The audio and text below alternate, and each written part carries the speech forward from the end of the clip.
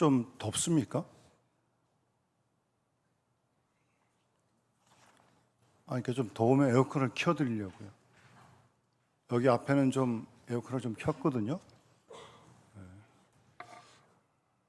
장로님, 에어컨을 한 25도 맞춰가지고 오른쪽 하나를 좀 켜주십시오.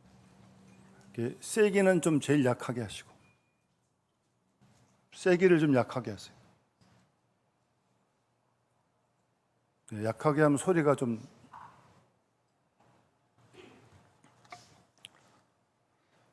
우리 귀한 찬양의 가사대로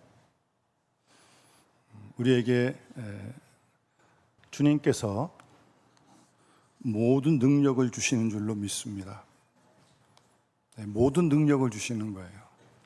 그런데 조건이 있습니다. 모든 능력을 다 주신다고 성경에 써 있고 그렇게 믿습니다. 그런데 조건이 있다니까요. 아무나에게 막 주시는 게 아닙니다. 조건은 딱 한 가지입니다. 뭐 잘났는지 못났는지 배웠는지 못 배웠는지 돈이 있니 없니 그런 관계 없습니다. 딱 한 가지, 주님 안에 있으면 됩니다. 그 일 외에는 어떤 능력도 없습니다. 주님 안에 우리가 거할 때 주께서 어떤 상황이든 어떤 순간이든 우리에게 필요한 능력을 구체적으로 줄 줄 믿습니다. 그래서 정말 우리가 죽기 살기로 주님 안에 있어야 됩니다. 다 아시겠지만 뭐 교회에 나와 앉아 있다고 주님 안에 있는 거 절대 아닙니다. 착각하지 마십시오. 뭐 목사라고 항상 주님 안에 있는 것도 아닙니다. 매 순간 살아계신 주님 안에 머물 때 주께서 우리에게 능력으로 함께 하실 줄 믿습니다. 그런 은혜를 생활 속에서 구체적으로 체험하면서 살아가는 우리 모든 믿음의 식구들 다 되시기를 주님으로 축원합니다. 우리 청년들을 위해서 일단 우리 계속 기도합시다. 아까 교동문에 나오는 말씀대로 시편 110편 3절 말씀에 주의 권능의 날에 주의 백성이 거룩한 옷을 입고 즐거이 헌신하니 새벽 이슬 같은 주의 청년들이 주께 나오는도다라는 말씀이 있습니다. 우리 교회 청년들이 새벽 이슬 같은 주의 청년들이 되어서 주 앞에 즐거운 마음으로 헌신하는 우리 청년들 될 수 있도록 힘써 우리 함께 기도해 주시길 바랍니다. 청년들을 위해 기도하실 뿐만 아니라 우리 모두가 믿음의 청년들이 다 될 수 있도록 연세가 몇 세시든지 관계없이 여기 우리 90 넘으신 어르신들도 많으신데 90이 뭐예요? 97 되신 어르신도 계신데 그러시더라도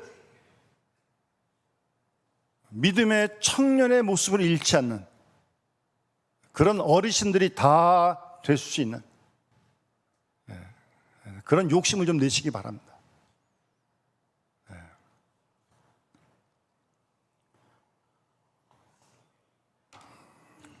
일반적으로요, 연세가 드시면 다 그런 건 아니지만 일반적으로 고집이 세집니다. 물론 뭐 옳은 주장이 얼마든지 할 수 있지만 그런 연세가 많이 드셨다고 모든 게 다 옳은 건 절대 아니지 않습니까? 그런데 고집이 아주 일반적으로 세세요. 그거는 믿음의 청년의 모습은 절대 아닙니다. 그리고 고집이 세지면서 연세가 드셔서 많은 경험이 있기 때문에 모든 사람을 다 가르치려고 합니다. 물론 가르칠 내용들이 있겠죠. 그런데 모든 내용을 다 가르칩니까? 요즘 같은 시대에 모르는 게 얼마나 많은데. 죄송합니다. 그런 모습이 보이면 젊은 사람들이 이제 꼰대라고 그러더라고요.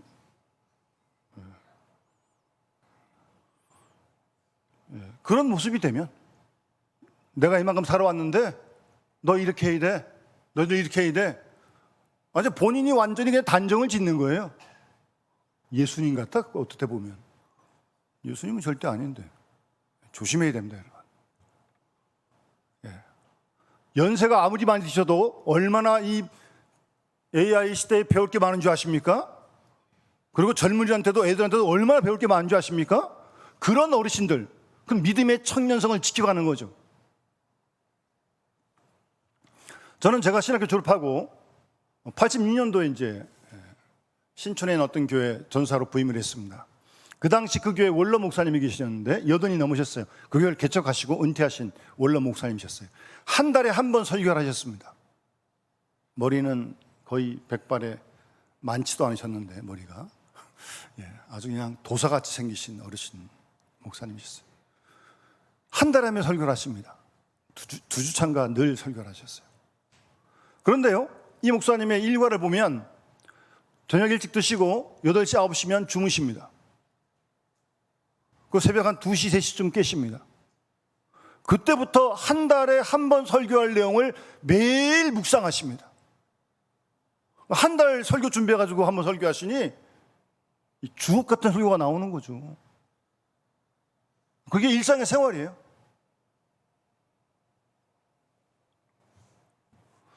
뿐만 아니라 한 달에 일주일에 한 2번 정도는 관악산에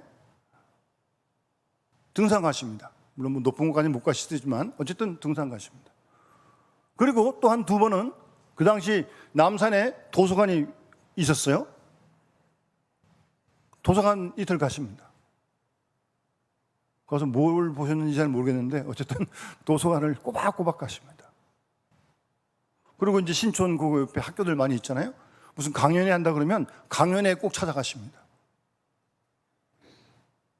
그런 생활 속에서 이제 우리 젊은 사람들과 함께 만나고 대화하시는데 80 넘으신 어르신이라는 생각이 안 듭니다. 대화가 된다니까요, 대화가. 여러분, 제일 답답할 때가 언제입니까? 말이 안 통할 때가 제일 답답한 겁니다, 여러분. 그렇지 않습니까? 같은 식구 매일 만나는데 집에서 말이 안 통해, 말이. 말은 하고 말은 하는데 이게 뭐 소통이 되질 않아. 정말 답답하고 미칠 노릇입니다. 아주. 근데 그 어르신하고 대화를 하면 이상할 만큼 어쨌든 젊은 사람들 얘기를 잘 들으시고 또 이해하시고 당신이 말씀하시는데 연세가 80 넘었다고 안 된다니까요. 저는 아주 좋은 아주 선배 목사님을 뵈었어요. 저도 은퇴하고 나서 이제 한번 그렇게 해볼까 지금 계획 중입니다. 하나님의 은혜를 입어야 되는 거지 뭐 연세만 드신다고 되는 건 절대 아닙니다. 여러분, 우리가 믿는 예수는 33세의 세상을 떠나셨습니다. 그 예수를 죽자 살자 우리가 닮아가고 힘쓰는데 평생 잘 닮아가면 여러분들은 항상 30대인 줄 믿습니다. 주민등록 나이는 관계없고요. 주민등록 나이는 주민등록 나이일 뿐이고. 그렇지 않습니까?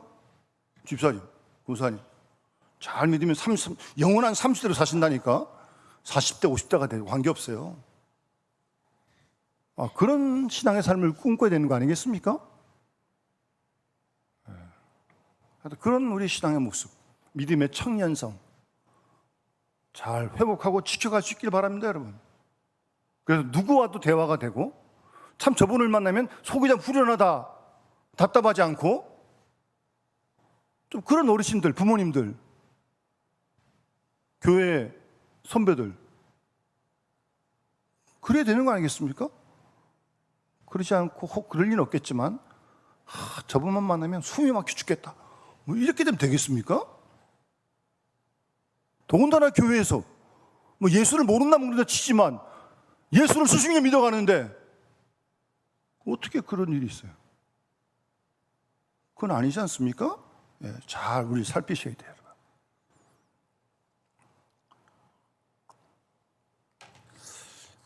오늘 본문의 주인공 사도 바울입니다. 저는 사도 바울이 이 나이를 이렇게 한번 조사해 보니까 한 60까지 사셨더라고요. 60 전으로 세상을 떠나셨어요. 근데 정말 한결같이 외길을 가신 분 아닙니까? 그러니까 오늘 이 본문도 그렇지만 오늘 본문보다 나중에 썼을 것이라고 그렇게 믿어지는데, 유언과 같은 말씀들을 이렇게 보면 디모데후서 4장 6절 이하에 우리 잘 아는 말씀이에요. 전자와 같이, 이 전제는 제사 때 붓는 기름 같은 거, 그런 제사예요. 전제와 같이 내가 벌써 부어지고 나의 떠날 시각이 가까웠도다.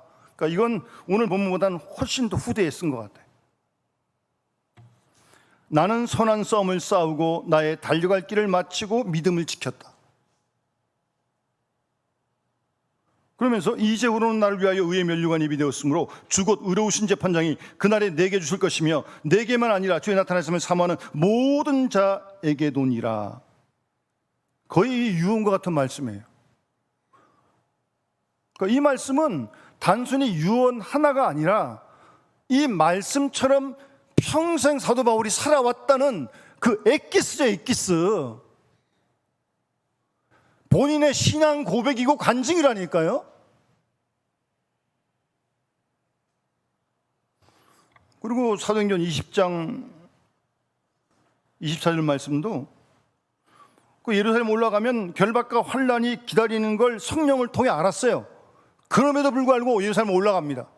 요거는 아마 조금 디모데보다 후서보다는 좀 앞일 것 같은데, 내가 달려갈 길과 주 예수께 받은 사명 곧 하나님의 은혜의 복음을 증언하는 일을 마치려 하면은 나의 생명조차 조금 더 귀한 것으로 여기지 않는다. 이게 평생 바울이 살아온 영성의 고백이에요. 이게 뭐 이때 한순간만 이런 고백을 한 게 아니고. 그 여러분, 우리 부모님들이 나중에 자녀들에게 유언을 하실 거 아니에요? 그러니까 그 유언하실 말씀을 바울처럼 지금부터 그렇게 매일매일 사시다가 세상 떠날 때쯤 하나님께서 기회를 주시면 그렇게 사신 대로 여러분들이 유언해야 그게 자녀들에게 오래오래 가슴에 남지 않겠습니까? 예.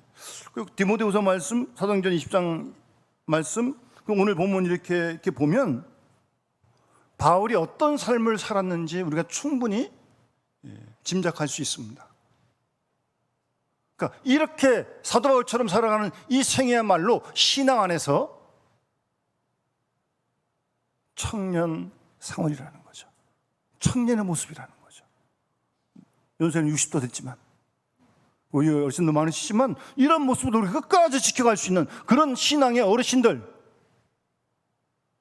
다 되실 수 있기를 바랍니다. 여러분, 아직도 안 끝났습니다. 여러분, 절대 다 됐다고 생각하지 마십시오. 아직도 멀었습니다. 여러분들이 자녀손들에게, 주위 사람들에게 보여줘야 할 게 얼마나 많은지 모릅니다. 여러분, 그런 책임과 사명감을 느끼시기 바랍니다. 여러분, 뭐 그러진 않으시겠지만 절대 막 살지 마십시오. 막 살기엔 너무 시간이 아깝습니다. 지금까지 살아오신 대로 그대로 살지 마세요. 말씀에 빗나갔다면 빨리빨리 고치시기 바랍니다. 그래서 정말 하나님께서 부르실 때는 그런 열매들이 주렁주렁 맺혀서 부모님들이 하시는 한 말씀 한 말씀이 자녀들의 가슴에, 마음에 오래 남을 수 있도록. 그래서 우리 신앙이 1대, 2대, 3대, 4대 계대를 이어갈 수 있는 그런 믿음의 집안이 되어야 되는 거 아니겠습니까?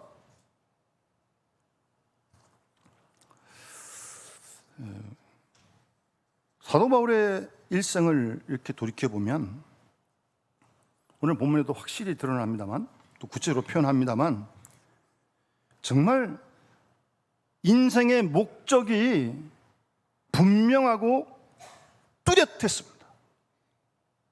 인생의 목적이요. 너무나도 뚜렷하고 너무나도 분명합니다. 너무나도 확실합니다. 그런 모습이 정말 신앙의 청년의 모습이라는 거죠. 여러분, 왜 사십니까? 인생의 목적이 뭡니까? 뭐 우리 모두는 소유름다 1번의 물음대로 고백합니다. 인생의 제일 내는 목적이 무엇이냐? 하나님을 영화롭게 하는 게 우리 인생의 목적인 줄 믿습니다. 그렇습니까?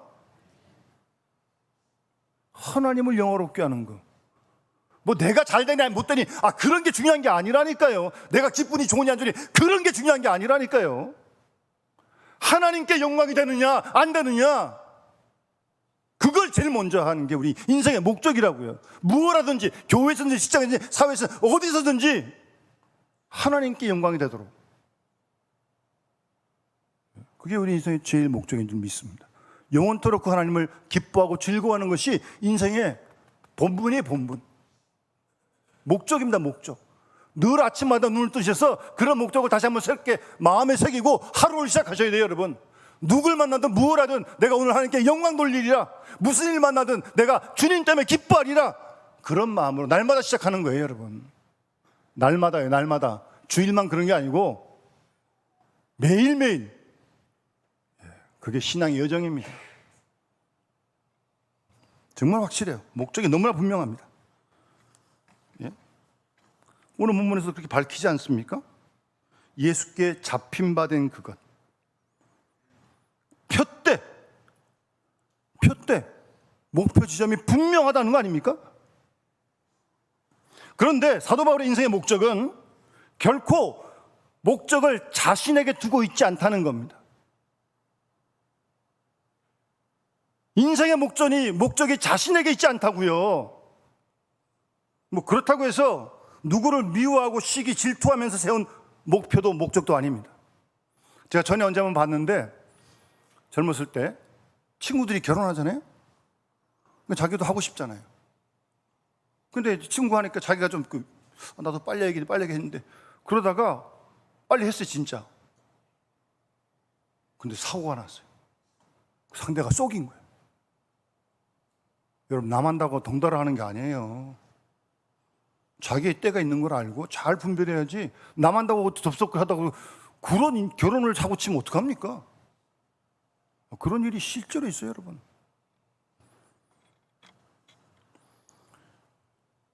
자신에게 목적이 있지 않고요, 어떤 시기 질투에서 비롯된 것도 절대 아닙니다. 또 사도 바울의 인생의 목적은 스스로 자기가 세운 게 아니에요. 그러니까 잡혔다는 표현을 쓰는 거죠.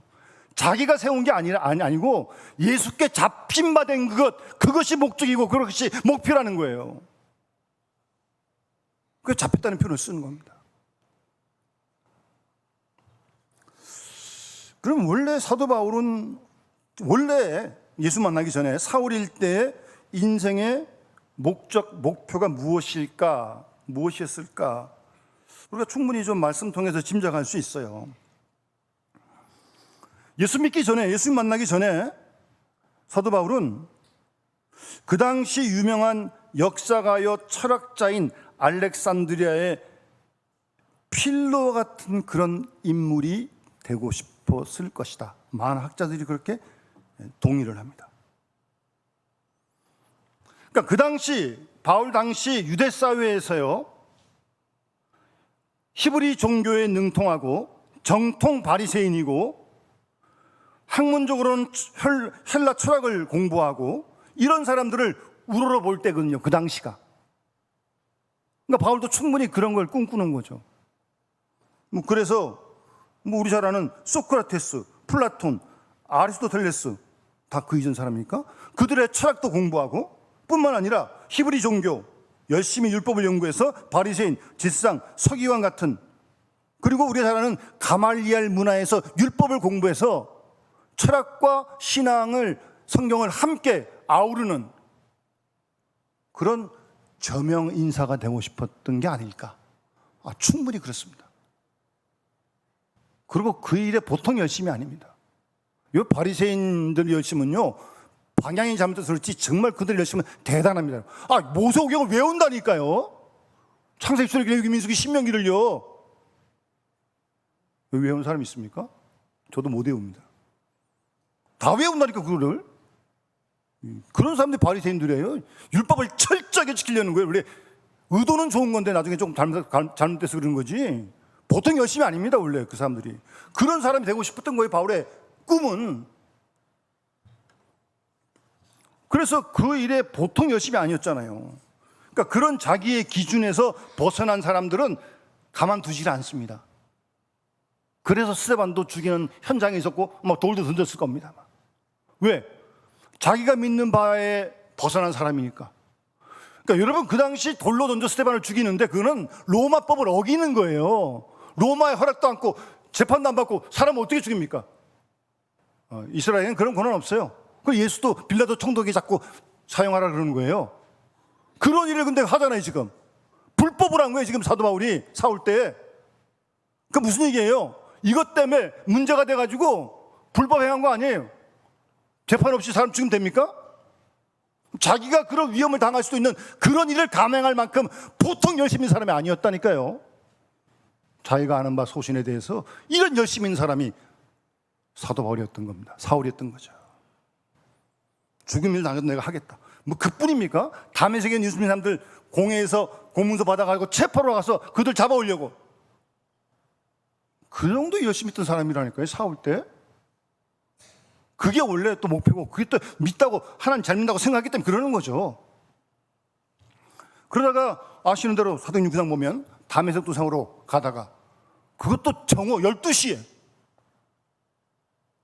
부활하신 예수를 만납니다.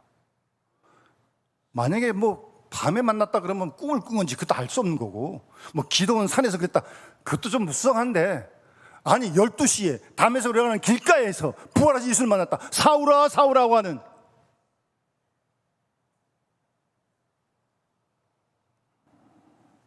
보통 일이 아니에요. 그래서 꿇어 엎드렸다가 이 사울이 참 야무진 사람이에요.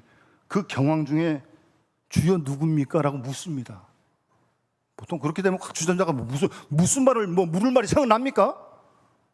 주여 당신 누굽니까? 라고 물어요. 또 그 예수님께서 대답하시죠. 내가 핍박하는 예수다. 그리고 부활하신 예수님이 묻지도 않고 너 다메섹으로 가라. 내가 할 일 가르쳐줄 사람 아나니아 있다. 그에게 세례받아라. 끝. 그러고 가서 세례받고 사울이 바울 되는 겁니다. 180도로 완전히 바뀌어지는 거예요. 예? 예수를 만난 이후에 이 사울의 인생의 목적과 목표가 완전히 바뀌어지는 거예요. 자기 목표, 목적 다 사라지고 예수가 자기를 포로로 한 붙잡은 그 목표 이루기 위해서 평생 달려간 사람이에요. 잡혀가지고 그리스도 예수께 잡혀가지고 그런 사람이 사울이고 사도 바울입니다.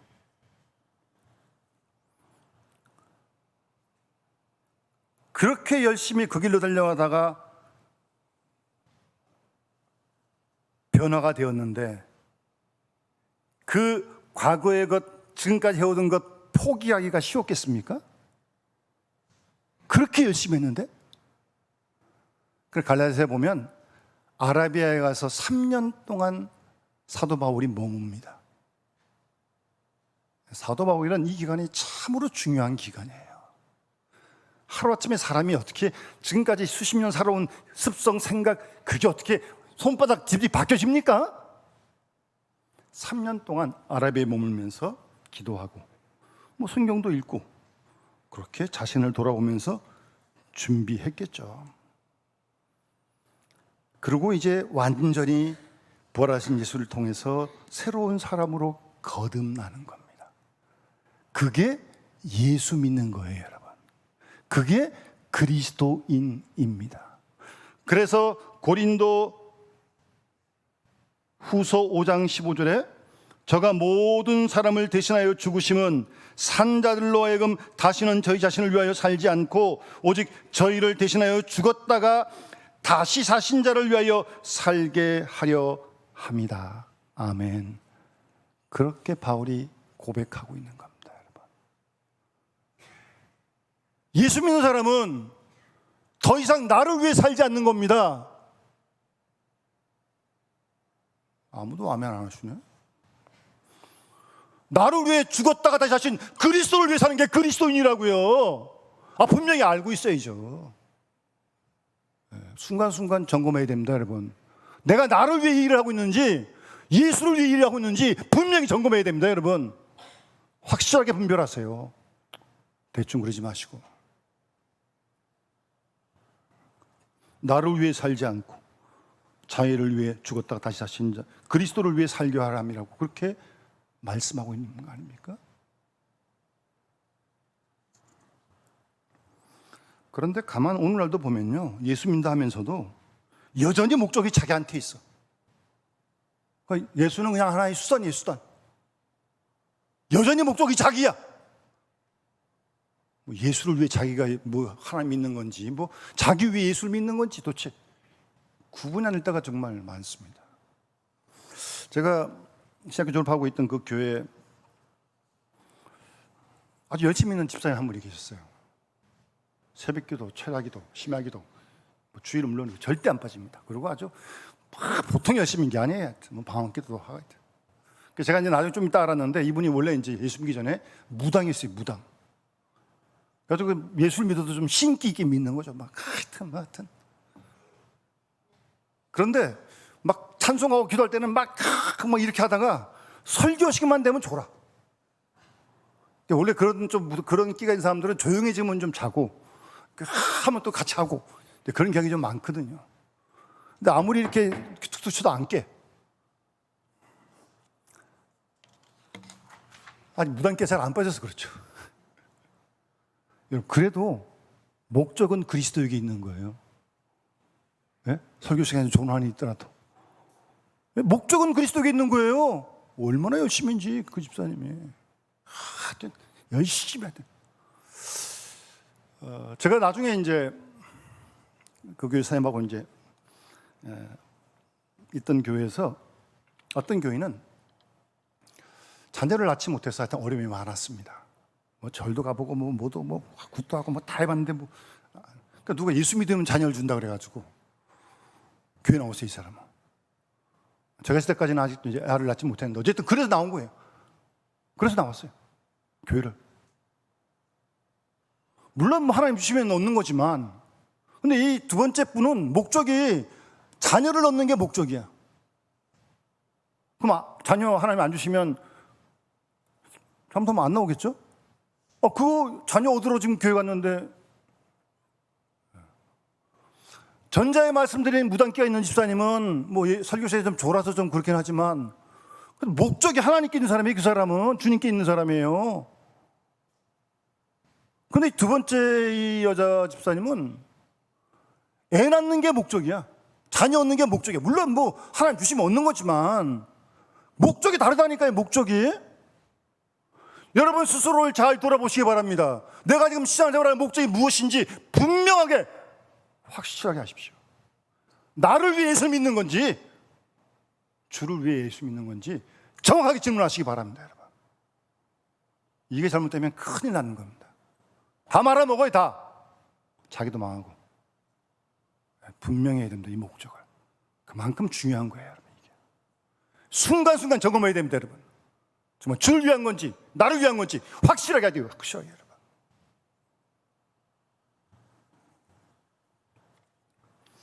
목적이 철저하게 그리스도겠다. 그냥 붙잡혔다 그러잖아요. 잡힌 바인데 그걸 쫓아간다 그러잖아요. 잡혔어요 완전히.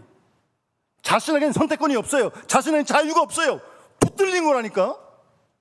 자기 땅 가고 싶었는데 붙들려가지고 그것도 못하고 다 버리고 포기하고 그리고 주님이 나를 택한 거 이방인의 사도로 지금 평생 달려온 거 아닙니까? 잡힌 바 된 그것.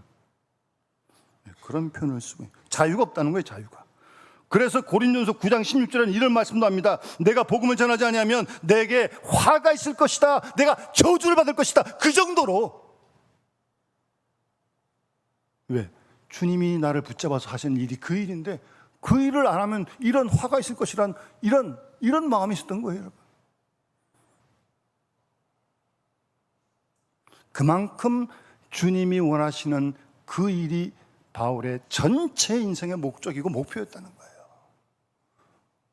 우리가 죽을 때까지 우리에게 향한 주님의 목표와 목적을 잃지 말아야 합니다. 그 끝까지 이루어지고 주님 품에 안길 수 있길 바랍니다. 여러분. 나도 모르게 이게 자꾸 빗나갈 수가 있어요. 우리 원래 죄인이기 때문에 다시 말씀 앞에 서서 다시 하나님 앞에서 이거를 다시 한번 잘 귀노수정을 해놔야 돼. 주님께로부터. 그러지 않으면 언제 어느 길로 셀지 아무도 모릅니다. 여러분. 절대 자신을 믿지 마십시오. 그 잡힌 바 된 그것, 그건 이제 수동태죠. 피동적인 거죠. 그런데 그걸 자기가 잡으려고 달려간다, 쫓아간다. 이거는 능동적으로 하는 거예요. 능동적으로. 예, 아시겠어요? 예. 그래서 감사함으로 쫓아가는 거예요. 감사함으로 달려가는 거예요. 그 감옥에 들어가서 또 기뻐하는 거예요. 주 안에서 기뻐하라. 다시 말하노니 기뻐하라. 그런 믿음이에요. 그러면서 사도 바울은 오늘 말씀 잘 보십시오. 12절 말씀에 이미 얻었다 함도 아니요 온전히 이루었다 함도 아니다. 저는 이 말씀을 굉장히 좋아합니다. 여러분, 사도 바울 같은 위대한 사도가 되면 뭐 이쯤 되면 됐다 뭐 그런 생각 안 들까요? 들 수 있거든요. 그런데 이 자세를 보세요. 이미 얻었다는 거 아니라는 거예요. 온전히 이루었다는 것도 아니라는 거예요. 뭐예요? 아직도 미완성이라는 겁니다. 저는 목회를 하면서 좀 답답한 사람은 본인이 다 된 줄 알아요. 그런 사람이 어디 있어요, 이 세상에. 예수님 말고. 큰일 납니다, 여러분. 그런 생각을 일이라도 갖고 있다면 우리는 항상 이 자세로 주님을 따라가야 할 줄 믿습니다. 이 자세로 천국을 향해 매일매일 가야 할 줄 믿습니다. 매일매일 우리는 아직도 얻었다는 거 아니에요. 완전히 이루어졌다는 거 아니에요. 그 13절에도 내가 다 잡은 줄로 여기지 않는다. 아직도 부족하다, 모자란다. 그런 마음 아닙니까? 그래야 뭐 성숙이 되고 성장이 되는 거지. 뭐 다 됐다 그러고 앉아있으니 무슨 변화가 있습니까, 신앙에? 수십 년 예수 믿는데. 예? 혹이라도 변화와 성숙이 없다면 큰일 아닙니까, 여러분? 그래서 에베소 같은 데 보면 바울이 이런 편지를 쓰죠. 에베소 교회에 하나님의 아들 믿는 것과 아는 이 하나가 되어서 온전한 사람을 이루어 그리스도의 장성한 분량이 충만한 데까지 이르러야 한다는 거예요. 날마다 계속. 절대 이름 멈춰서는 안 됩니다. 하나님 갈 때까지. 날마다 그리스도의 장성한 분량이 충만한 데까지 이르러야 돼요, 여러분. 그래야 흔들리지 않습니다. 그래야 유혹과 시험에 넘어가지 않아요. 그래야 요동하지 않아요. 그리스도의 장성한 분량에 이르지 못하니까 조그만 일에 그냥 빡떡 그냥 막 사람이 막 왔다 갔다 하고 막 흔들리고 그러는 거 아니에요? 자신을 잘 살펴보십시오. 이 위대한 사도가 이미 얻었다는 거 아니다. 완전히 이뤘다는 거 아니다. 여기 완전히 이뤘다는 말은 원래 헬라의 뜻이 충분히 성숙됐다는 말이에요. 아직 그렇게 안 됐다는 거예요, 지금 자신이. 그러니까 성숙한 제자, 완전한 교인, 구체적으로 뭐겠어요? 그 당시로서는 완전한 교인이라는 거는 순교하는 자리까지 가는 걸 얘기하는 거예요. 그걸 염두에 둔 얘기예요, 바울이. 더군다나 바울은 스데반이 순교한 걸 봤잖아요. 돌에 맞으면서도 화나 얼굴로 주는 걸 봤잖아요. 솔직히 자기는 아직 거기까지 안 못 갔다는 거예요, 사실은. 얼마나 솔직하고 진실된 고백입니까? 나는 아직 그 정도로 순교할 정도는 아니다. 나 그렇게 아직 멀었다. 사실 그런 뜻을 내포한 말씀인 줄 믿습니다. 지금 그 목표를 향해 가고 있다는 게 중요한 거예요, 여러분. 이거 멈추면 큰일 납니다, 여러분. 예? 장성한 분량에 그리스도께 또 가고 있는 이걸 멈추면요, 목사도 끝이에요, 그 다음부터는. 아시겠습니까? 아직 미완성의 존재라는 거죠. 더 주님께 나아갈 부분이 너무 많이 남아있다는 거죠. 많죠, 정말. 여러분, 그 일을 왜 우리가 시간, 물질, 마음 들여보셨습니까? 돈 버는 일은 다 시간, 물질 다 들이는데 정작 우리가 1번으로 돼야 할 그 일에 우리가 신경 못 쓰고 있다면 교회만 나오면 되는 겁니까, 이게? 목사만 되면 저절로 되는 겁니까? 안 됩니다, 여러분. 절대 안 됩니다, 여러분. 정말 주님 앞에 엎드려서 시간을 갖고 마음을 들이고 주의 음성을 듣고 은혜를 받고 매일매일 그래야 될까 말까 한 거예요. 교회만 오면 돼요? 걱정을 안 하죠, 그러면 뭐. 교회 물론 오셔야 돼요? 그것만 가지고 안 된다는 거예요. 잘 생각해 보시기 바랍니다. 지금 가고 있다. 정말 겸손하고 진실되고 솔직한 고백이에요. 그러면서 미완성 중에 있는 스스로가 그리스도 안에서 좀 더 완성한 모습 생각하면서 오늘 바울은 두 가지 얘기를 합니다. 첫 번째 말씀은 뒤에 있는 것 잊어버리라는 겁니다. 13절 하반절에 뒤에 있는 것 잊어버리라는 거예요. 여러분, 우리의 다 과거가 있어요. 뭐 좋은 과거도 있고 뭐 안 좋은 과거도 있겠죠. 그러니까 좋은 과거는 감사함으로 있고 안 좋은 과거가 또 계속 기억이 날 거예요. 예수 믿기 전에 좀 놀고 나쁜 습관, 뭐 취미, 별일 다 있잖아요. 없어요, 여러분들? 네, 있어요. 그게 또 기억이 나요. 기억이 나. 못된 짓 한 게 자꾸 기억나. 그거 자꾸 우리를 가다가 이제 참소하는 거죠. 자꾸 너 뭐 그래봐야 네가 그렇지 뭐. 여러분, 그것도 회개하고 잊어버려야 된다니까요. 왜 과거의 생각을 지금 하고 있는 거예요? 오늘 생각을 하고 내일 생각을 해야 되는데, 제일 답답한 사람이 아침에 눈 딱 떠가지고 어저께 불편한 사람한테 눈 뜨자마자 미워하고 씩씩 되는 거예요. 그럼 어저께 끝내놔 했어야지, 주임식 전에. 눈 뜨자마자 뭐 그 사람이 밉다고 막 또 그 생각하면 그게 매 있는 거죠. 그거는 왜 그런 손해를 봐요? 왜 어젯밤에 다 정리하고 주무셔야지. 예, 어쨌든 뒤에 있는 거 다 잊어버려야 돼요.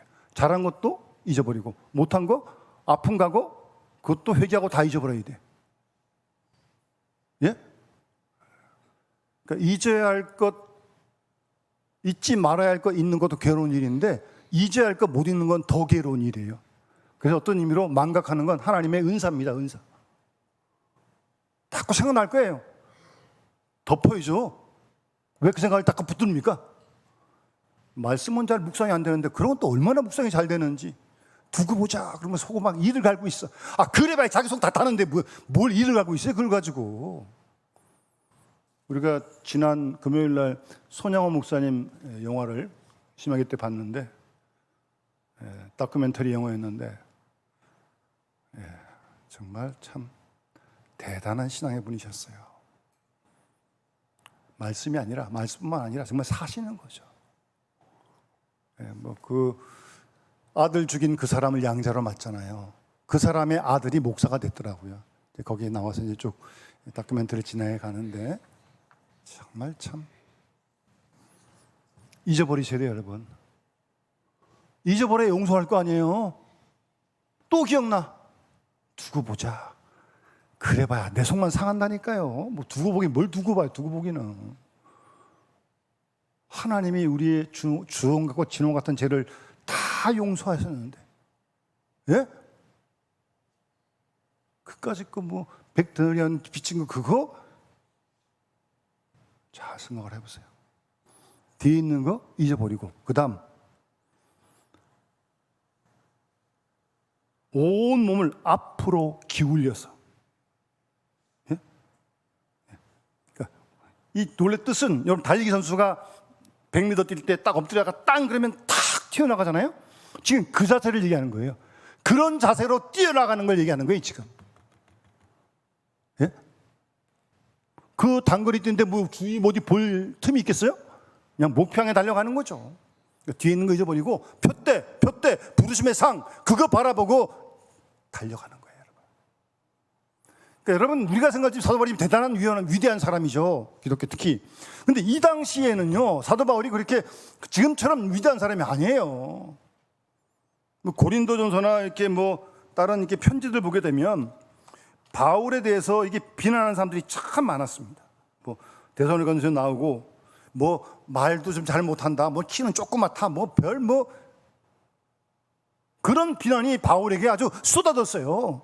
건강도 시원치 않다, 뭐 이러면서 뭐. 그게 바울을 얼마나 힘들겠습니까? 그런 거 개의치 않겠다는 거예요. 그런 비난이 쏟아져도 부르심의 상을 향해서 가겠다는 겁니다. 비난이야 하겠지, 뭐 비난하는 걸 어떻게 하겠어요? 그 사람이 하는 걸.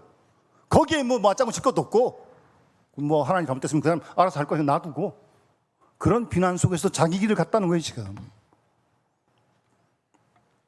노암 시점 오면 제자들이 전도하러 나갔다가 귀신 쫓고 병 고치고 돌아왔는데 막 얼마나 흥분됐겠어요. 예수님 뭐라고 말씀하십니까? 그것 때문에 기뻐하지 말고 너희 이름이 하늘 생명책에 기록된 것으로 기뻐하라고 지금 주님이 말씀하십니다. 우리를 위해 예비하신 부름의 상을 바라보라는 거예요. 그 목표 바라보고 그런 비난 개의치 말고 그냥 그 길을 가라는 겁니다, 여러분. 그런 사람이 언제나 있는 거거든요.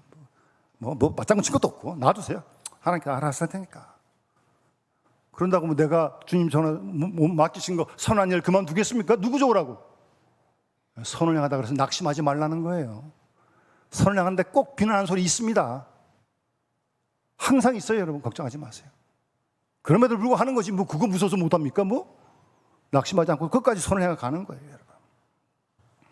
그래서 15절 보시면 온전히 이룬 자들은 이렇게 생각할지니 만일 어떤 것 너에게 달리 생각하면 하나님이 이것도 너희에게 나타내실 것이다. 똑바로 알려주실 것이라는 거죠. 그러면서 마지막 절 오직 우리가 어디까지 이르렀든지 다 사람마다 다른데 그대로 행할 것이다. 항상 이 자세로 가라는 거예요. 어디에 와 있든지 간에 절대 멈추지 말고 다 왔다고 교만하지 말고. 아직도 멀었습니다, 여러분. 주님 부르신 그날까지 우리에게 주신 주님 목적을 이루어드리고 그 목표를 향해서 오늘도 내일도 힘써 달려가시기 바랍니다. 어르신들 하실 일이 없다고요? 걱정하지 마세요. 하실 일이 얼마나 많은데. 기도하셔야 되고, 예?